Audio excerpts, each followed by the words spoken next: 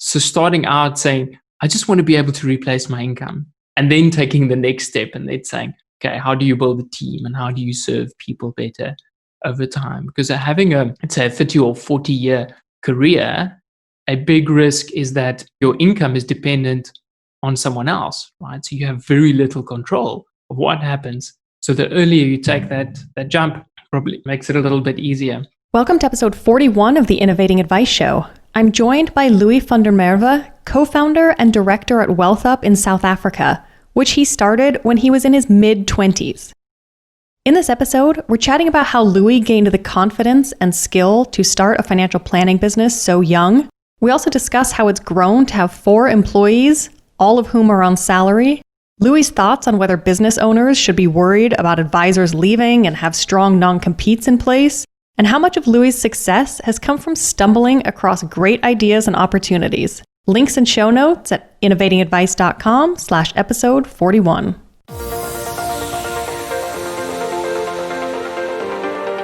You're listening to the Innovating Advice Show, and I'm your host, Kate Holmes, bringing you the global pulse on financial services innovation, featuring financial planners, financial advisors, and related professionals from all corners of the globe.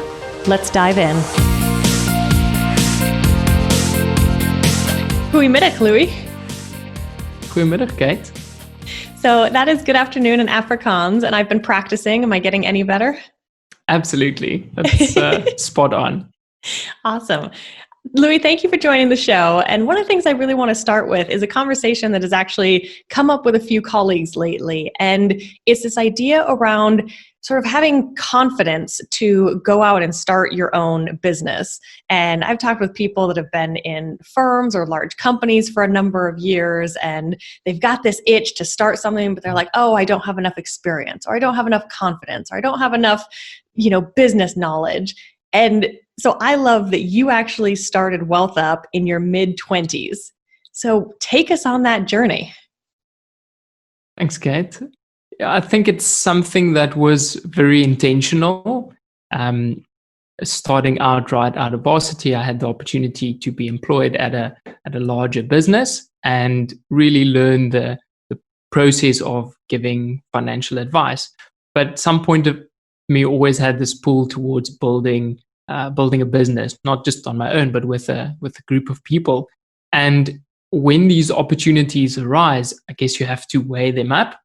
Yep. And at the time, I remember telling myself that most other entrepreneurs, the biggest regret was not starting early enough. So that was quite high on my mind. And then the second part is that probably in your life, it becomes more and more difficult, right, to do this at a later stage because your income is probably higher, you have more financial dependence. So even though it might feel like it's never, and I think it feels like it's never the right time, yep, the younger you are, it's probably a safer choice.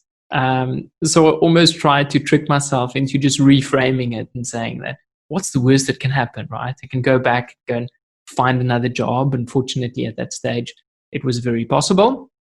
So I almost think it was the safe option. Someone taking the same leap in their 40s or 50s, I think are probably giving up a lot more than someone doing it in their 20s. Yep. And I love that. And I had Sophia Berra here in the US on an episode a while ago, and she talked about when she started her practice, one of her colleagues, actually a friend of ours, Jude Boudreau, sort of suggested that the worst case scenario is that she would fail up. And it was such a fascinating way of looking at it because, companies do appreciate that entrepreneurial spirit and the idea of going out on your own. And, you're likely to get some clients that, worst case is, you would close your business and then bring those clients with you somewhere else. So that idea of kind of going through what is the actual worst case scenario, so often we psych ourselves up, but it's usually not actually that bad. And it could be a really great thing if you have that longer term view. Oh, absolutely. And I think it depends on what your expectations are. If your expectation is to build a business with 500 employees and build a kind of global business, I think you might be setting yourself up for failure. So starting out saying, I just want to be able to replace my income, and then taking the next step and then saying, okay, how do you build a team and how do you serve people better over time? Because having let's say a 30 or 40-year career, a big risk is that your income is dependent on someone else, right? So you have very little control of what happens. So the earlier you take that jump, probably makes it a little bit easier. So Louis, again, one of the big things that I hear is around having the confidence. So where did your confidence come from in your mid-20s? So Kate, I think the one thing that was quite a big driver was just the fact that my dad's an entrepreneur and it was very much an acceptable thing to do. So being able to take that risk and go on your own. So I had a really strong support structure. That really helped. The position I was almost tricking myself into making these future decisions. So saying, if this thing happens, then I'm going to have to start my own business. And everything aligned and made sense. And I think it was the least risky time to take that leap of faith. So it is very much around your external network and your external environment so that you don't have to really rely on your own confidence to make that decision. Because I think it's scary for anyone at any stage. Yep. I don't really like that term of fake it till you make it, but it was almost like just close your eyes and take the jump. Yeah. Well, and there is a lot to be said for that. And one of the things I really like about sort of starting when you're younger is the idea that you don't then have to untrain yourself. So that's one of the things we see from people that have been in, big companies or corporations for many years is they get indoctrinated into this is how it's done and these are the systems and processes. And especially if they're in a position, and this honestly happens a lot with women where they're sort of, kept more in the back office and don't get necessarily the same opportunities, then that can actually really put a damper on your confidence. And so then you have to go through this entire experience of untraining yourself. And that's so hard versus, like you did, taking that young, youthful energy and being like, I didn't really have anything to lose. Like, why not? I think there's a lot to be said for that. And a lot of these people coming out of these university financial planning programs and into the industry and kind of seeing, oh, wow, that's all commission. That's not what I thought it was. Embrace that. Embrace their inner entrepreneur, their inner innovator, and kind of say, hey, I'm going to do something new and use that energy. Yeah, I completely agree with you. And I think a lot of financial advisors get into this space where if they're quite successful and they grow a team, the skill set that they require to build a business could be very different from being an advisor. Yeah. And I'm almost more drawn to the skill set of building a business and building a team and having that service element. And I think the financial advice side really aligns to it. But some people don't enjoy that. And I think you need to know where your strengths are and what energizes you and maybe team up with the right people to take that approach. But like you said, that unlearning, I think it's a sense of just almost complacency and comfort, right? So Yes. We don't like going out of our comfort zones. It's uncomfortable and it's not, or why do I need to do it if there's no clear benefit? But actually that's where our growth lies, right? And like just outside of that comfort zone and in the stretch areas, not to put yourself up for failure, but you can do it in a manner where even if it doesn't work out, you could still learn a lot and it could be a very valuable experience. Yep.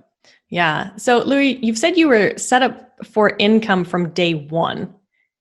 What does that look like? How did you go about doing that?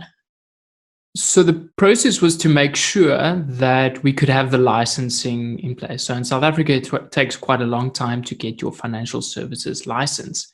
And one way I always think about the financial planning business is how can you generate income if tomorrow you don't have a financial planning license, right? So what can you offer clients that they're still comfortable paying you if there's no product at the end of the financial planning structure? And it's a nice way of almost framing it because then you compare the financial planning business to any other business, right?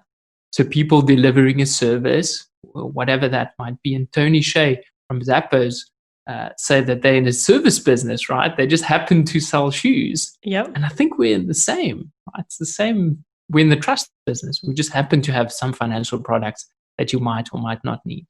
Louis, the other thing is you've talked about sort of the skill set to build a business, and you've done a great job. You and your partner started WealthUp, what it was 7 or 8 years ago, and you've now got 4 employees. So talk us through the process of finding those employees, making sure they're the right fit.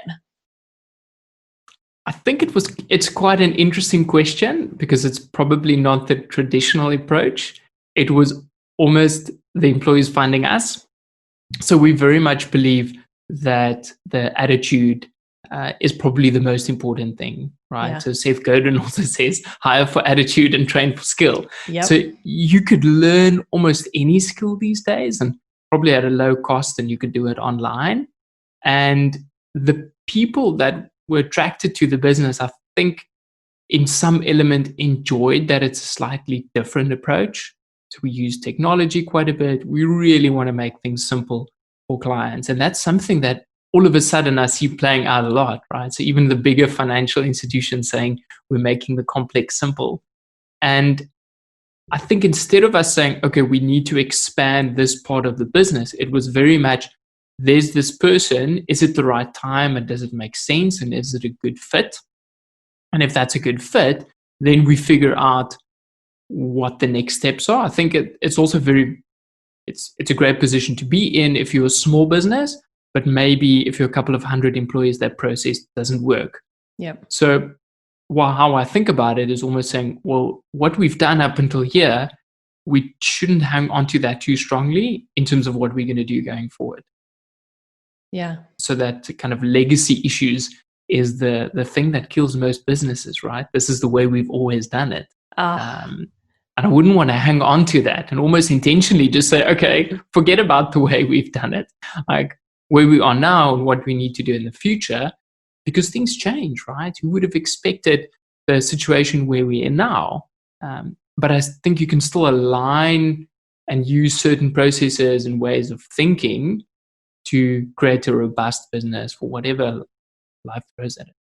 Yep. And one of the big things is you've got everyone on salary. And that's a huge challenge we see with people coming into the financial planning profession and going to big companies or wirehouses and having to do cold calling or sell to their college friends and, get products out there. One of the challenges that's what drives a lot of people away. And that's A, not enjoyable. You don't feel like you're bringing value. And B, that's just really tough from an income standpoint. So how did you go about doing salary for everyone? I think it ties in with the legacy thing, right? So if you've got a business that have been going for 20 years and everyone works off commission, it is really difficult to turn that around. But the problem with that model is that your biggest competition is probably sitting right next to you. Yeah. Right? You hang on to those clients. You don't want to go on leave because someone else might pick up the phone. And that's something that we never wanted to create.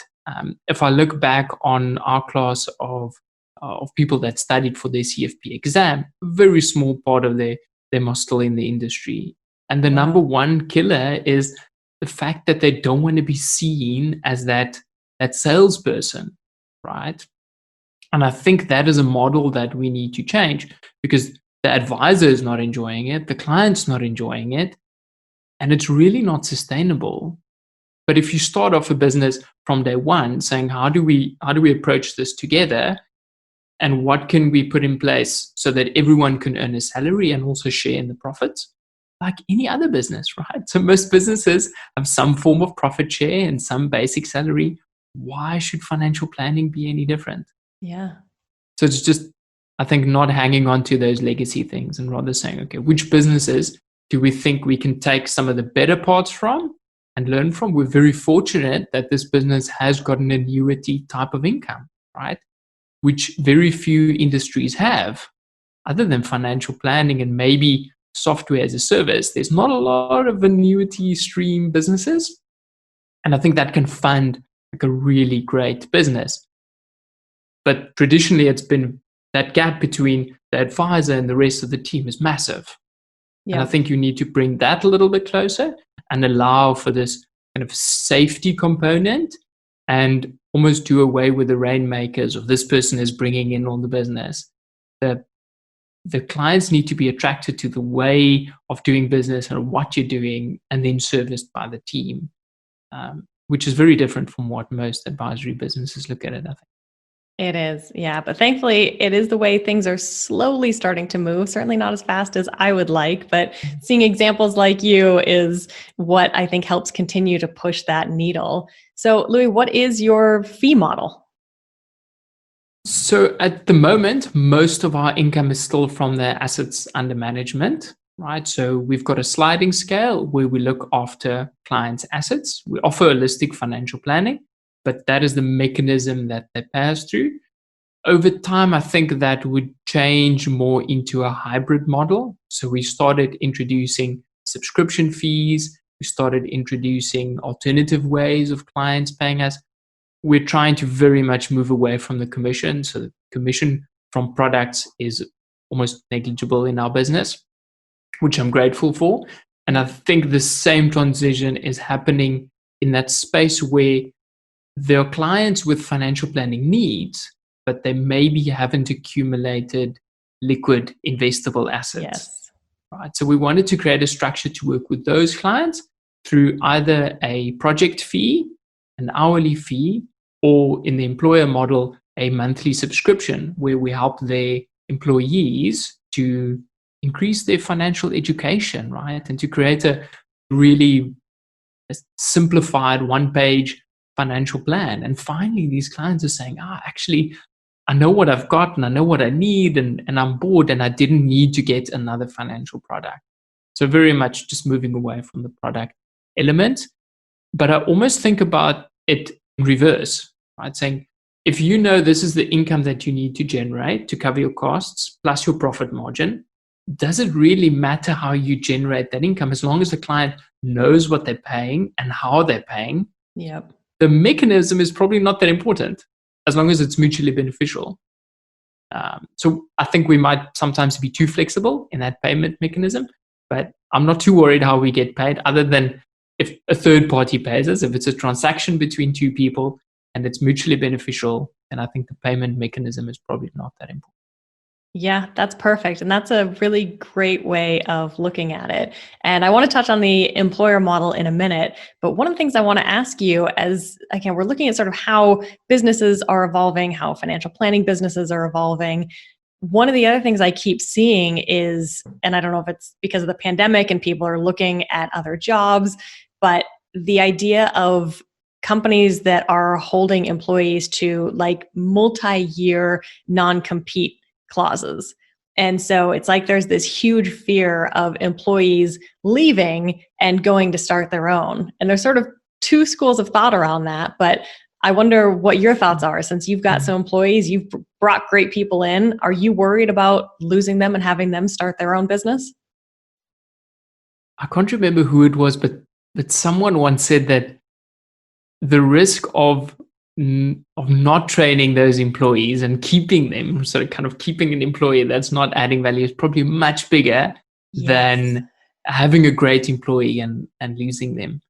So there's two things that I think come to mind. Number one is that the relationship between a client and the primary advisor is usually very strong. And I think clients don't build a relationship with the business, they build a relationship with people. Yep. So to be able to reduce that risk from a business perspective, it makes sense having multiple touch points and having a team service the client, and almost saying that you're not just linked to that one person, right? Because that person's not generating all of the income from that one client. They are serviced through a team. But then from the advisor's perspective, I think the company has to create an environment where that advisor wouldn't want to leave. Right? Even if the opportunities arise where they say, actually, I think I can do this better on my own. And probably if you have a really successful advisor, that time will definitely come when they say, I don't agree with this and I think I can do it better. But if that environment is there and it's a positive place where they can add their value and they feel that there's a career path, which I think is very challenging for most advisory businesses, because you need to grow fast enough to create a career path for people. And it's a problem once you get into the medium and kind of larger business, but very few financial planning businesses in South Africa really have a high, fast-paced career track that you can join. I can think of a handful of companies that you'd say, I think I can grow with this business. And with that growth means that you have to constantly expand and consider new things and bring in new technologies. So yeah, I almost want to say, ignore the non-compete and focus on servicing your clients through multiple people and creating an environment where your advisor wouldn't want to leave. And then if you get to a point where you're just not seeing things in the same way, allow that advisor to probably just part ways on an amicable way. And if the clients want to follow them, then they can follow them. Your job is to create more value and for them to say, actually, I'd prefer to stay with this business because I think I'll be better served in the long run. Yep. Yeah. And kind of on the flip side of that, I guess, you and I have had a few conversations around how and why being an employee is actually riskier than starting your own business. So share your thoughts on that. I think about it as having only one client, right? So if you're employed for a business, in exchange for the hours that you put in working, that one client is paying your invoice at the end of the month, and that invoice is your salary. So what would we say to a business that only has one client bringing in 100% of the income? Well, diversify, right? Diversify your income stream. And as an employee, it's probably oftentimes not allowed, or you don't want to be taking away too much of the time, but you can still be building skill sets that you can employ in different businesses, right? I think skill sets that would add to you as being an advisor, and coaching being one of it, is something that if tomorrow you want to move into a separate industry, that is a skill that you could charge for. So from a financial planning perspective, when we look at our clients, we think about these little streams of income, right? So saying you want multiple streams, and that's the point of saving, and that's the point of investing, so that you can have streams of income. Yet as an employee, your biggest risk sits with that one employer, where often you have very little control. In South Africa, a lot of the power sits with the employees, so it's quite restrictive. But also, you don't really you'd have no control whatsoever. And I think it's something just to be cognizant of. We often say that starting a business is really risky, but being an employee could be seen as just as risky. Yeah, and you reminded me of a quote saying, "The two things most addicting in life are cocaine and a paycheck." And you don't want to be addicted to either one of them. No. But one of the things that can help reduce that risk, even if you have no idea if you ever want to start a business, if the idea of starting a business is just not your skill set, like we've talked about, there's a different skill set needed for running a business versus being an advisor. One of the things most, if not all, people should do is really start to build your own brand. And you've done a great job of that. Even though you founded WealthUp, you have also separately from that built your own brand. So why is that so important in your mind? So I think it's once again, it's something that I almost stumbled upon. It wasn't necessarily intentionally built. I think if you're passionate about something and you find your voice, then over time you build people that are willing to listen to you, right? And it is a strange thing. And I think it really does take quite a long time to become comfortable with what you want to say, and that actually you have a valid opinion. And it's something that kind of almost really came about recently, just pushing myself a little bit through creating a safe environment. And my wife's been very instrumental in that, just saying, okay, well, what am I passionate about, and what do I want to share? And in my space, it's technology around financial planning, right? I think it is key because I've seen what it can do in our business and what it can do in other businesses. So it's just getting into the habit of sharing content and not holding on to trade secrets, because information's freely available, right? It's the passion and the energy to implement it that makes the difference. So if we can raise the bar of financial planning globally, I can't see any reason why not to share. And then the personal brand is a consequence of that. So it wasn't intentional around that. I think it's important to have a strong business brand and a strong personal brand, but it wasn't around, oh, I need to build my brand and now I need to share. It was just, hey, I've got this idea and thinking around it, and I think we should be sharing it with everyone. And if you find it valuable, great. If not, I won't be offended if you choose not to listen to it. Yep. Yeah. And there's a lot of talk around, make sure you know your audience, and you've got a really niche audience. And I don't think you and I, either of us, really agree with that, because we've both sort of experienced it where when you start building that brand, you sort of built it, like I said, a little bit unintentionally. I built my original brand sort of unintentionally. And even though in my prior business, I was building, a new financial planning business for people in their 20s and 30s, because I was so passionate about what I still think needs to change in the industry, my audience actually became other advisors and planners and people all around the world. And so that actually, over the years has totally shifted my focus from, no longer working with clients to working with other advisors and helping them see how they can better help more clients. So that would be my other thing that I would add in there is exactly like you said, whatever your sort of thoughts are or opinion around, put it out there. There are other people thinking the way you do, even if you've got ideas that nobody has thought about yet. Throw it out into the universe and see what happens. And your brand naturally gets cultivated over time. So often we hear, whether it's a personal brand or an international brand, it's actually the response from the audience that forms your brand, not necessarily what you put out there. Completely agree with that. I think the other element is just thinking backwards 10 or 20 years from now. We've got no idea who we're going to be talking to and what might come up. It also helps you to frame your thoughts and your thinking. So a lot of people say you need to be writing and you need to be creating content. And that's so true, right? Because we each have our own experiences and our own lenses that we look at things, and those opinions are valued and valuable for a lot of people. And I think also just sharing. I mean, what you're doing is you're allowing people to share their experiences, and that might just be the little bit of a push that someone needs to say, actually, it's okay. Someone else has done it. They also didn't have any idea what they're doing, and it wasn't that bad. Yeah. Everyone starts from somewhere. You love Seth Godin, 10 years to overnight success. So don't look around and think that anyone got there instantaneously. Everyone started from somewhere and still stumbles through a lot of days to find their way. So Louis, I want to make sure we touch on you mentioned sort of the monthly retainer model for working with employers and giving employee advice. So what does that service look like?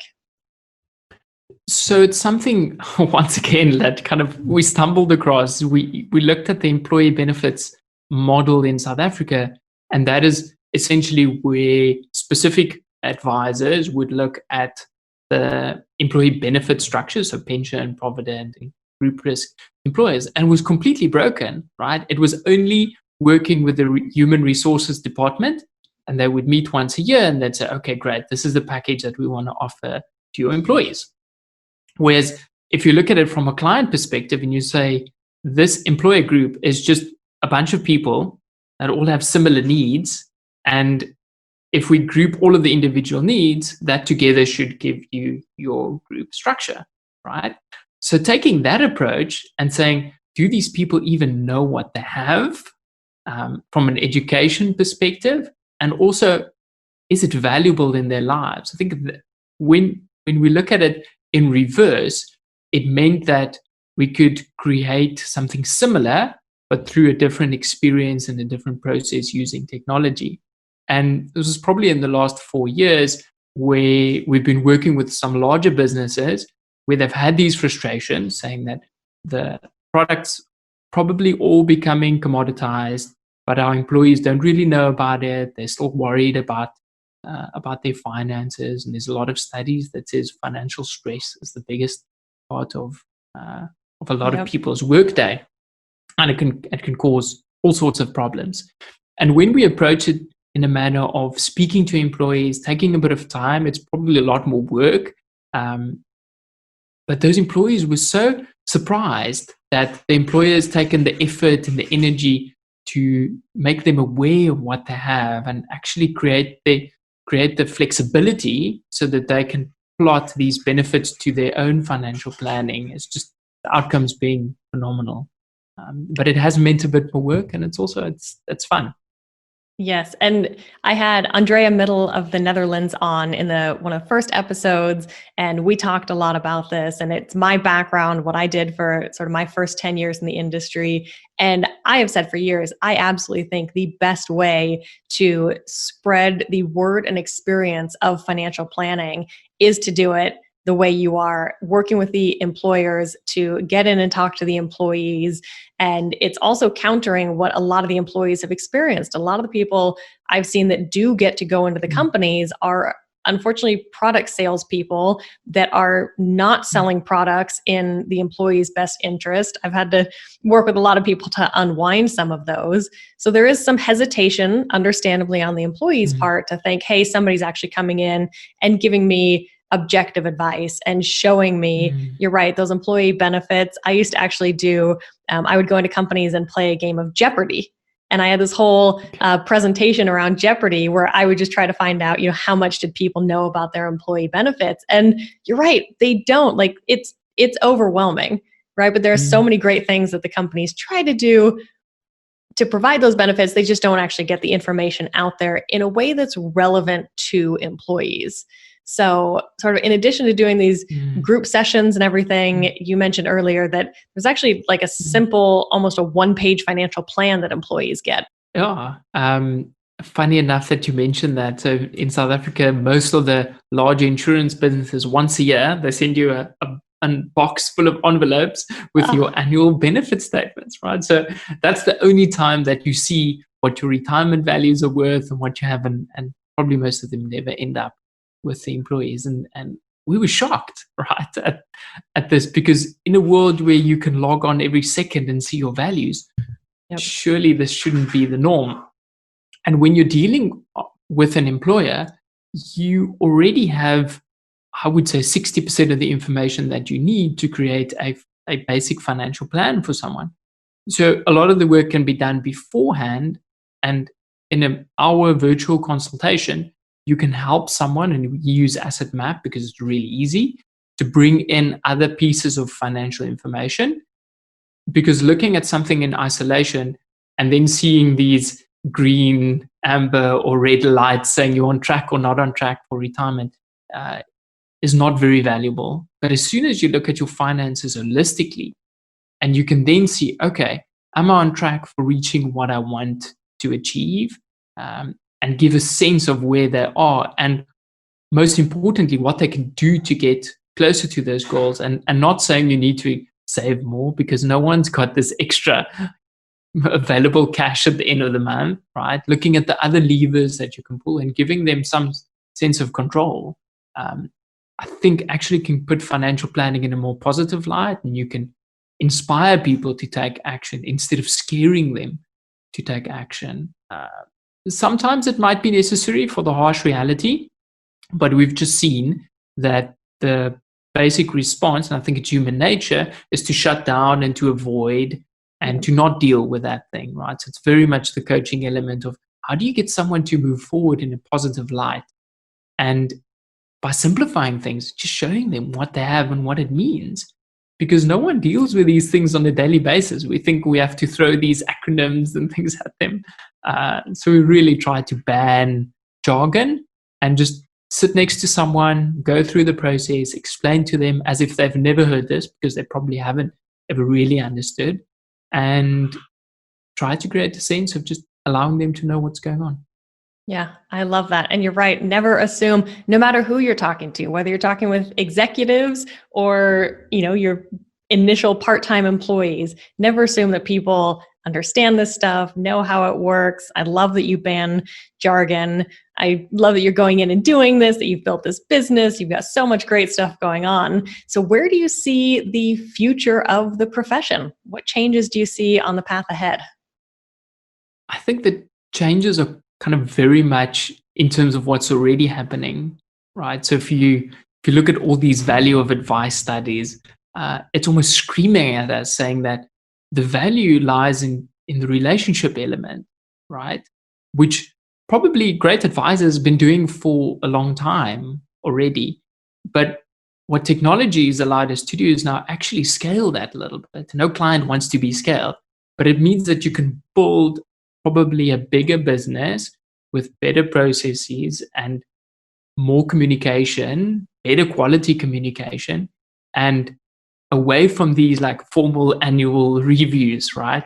To having constant interaction, availability when a client needs you, and when they're making difficult decisions that is probably triggering something emotional, and that you can recognize that, and that you can help them, not push them, but help them unpack what's going on and move at their own pace, right? But at the same time, create this experience that you know them intently, you know what's going on in their lives.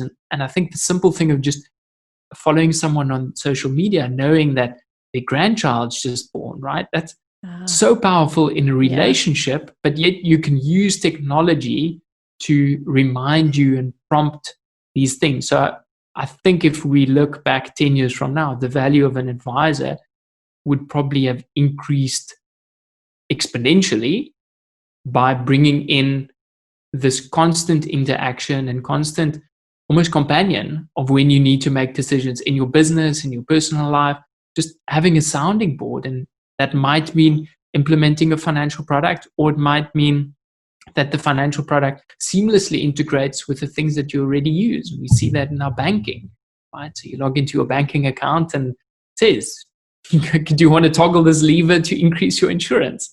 But yet that decision-making process is not going to get easier. It's probably going to get more difficult for clients. They're bombarded with these things. The speed's much faster. So I want to say the future of financial planning is helping clients make better decisions at their own pace. Yeah, that's fantastic. And that really is bringing in a lot of that coaching. It's changing the conversation. And absolutely, the idea of just meeting with someone once a year, really brings me back to what you said earlier, this is the way we've always done it, which honestly is one of my most detested phrases in any type of business. Just because it's how you've always done it doesn't mean it's the right way now and for what clients expect. So yeah, having more frequent, smaller conversations, that's what I found. That built such strong relationships with my clients. It was fascinating and they got tons of value. And for me, knowing that I was bringing the value, it was just so much more fulfilling than kind of, one meeting a year for 2 hours. So that's awesome. So Louis, I've got connections, the links to your website, to your LinkedIn, to WealthUp. What final thoughts would you leave for listeners? I think there's a wealth of resources out there. So you're welcome to follow me. I publish a newsletter every week just with some of the things that I've found interesting and inspiring. So that might be beneficial. And I'm happy to chat to anyone around kind of experiences and what they're going through. So more than happy if they reach out via LinkedIn or website or whichever medium they want to. Perfect. I love it. Yep. Those links are right below in the show notes. So go down there. I've subscribed to your newsletter. You're definitely great to follow on social media. You share a lot of valuable things, and it has been an absolute delight having you on. Thank you for the inspiration to people, whether they're on the employee side, if they're getting tugged into the direction of starting a business, thinking about how they can just change how they're providing advice and what the future looks like. Thank you so much, Kate. And thanks for this valuable resource. I mean, when these episodes come out, I need to rank them between all the podcasts, but there's always something you can take away and implement in your business, which is awesome. Awesome. Thank you, Louis. Thanks for listening to the Innovating Advice Show. I'd love to hear your thoughts, so make sure to connect with me on LinkedIn and shoot me a thought or two. Link to my profile is right below. Stay safe, stay well, and I look forward to hearing from you.